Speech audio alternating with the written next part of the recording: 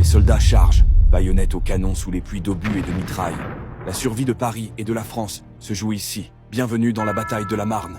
Le 5 septembre 1914, les Allemands ne sont plus qu'à 40 km de Paris. Depuis des semaines, les Français battent en retraite. L'armée allemande est sûre de sa victoire. Mais ce jour-là, tout bascule. Le général Joffre prend une décision radicale.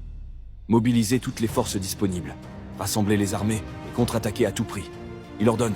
Il faut se faire tuer sur place plutôt que de reculer. Sur les routes, les troupes françaises et britanniques remontent vers le nord. Parmi elles, une scène devenue légendaire. 1200 taxis parisiens réquisitionnés pour transporter les soldats vers le front.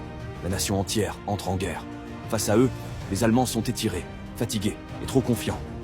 La bataille s'engage sur des centaines de kilomètres, de l'Ourcq à la Marne. Contre toute attente, les Français résistent, contre-attaquent et reprennent du terrain. Après 6 jours de combats acharnés, l'armée allemande recule. C'est la première fois depuis le début de la guerre. Paris est sauvé. La France tient bon, mais ce n'est que le début de quelque chose de pire. La guerre des tranchées, 4 ans d'horreur, pour quelques kilomètres de boue.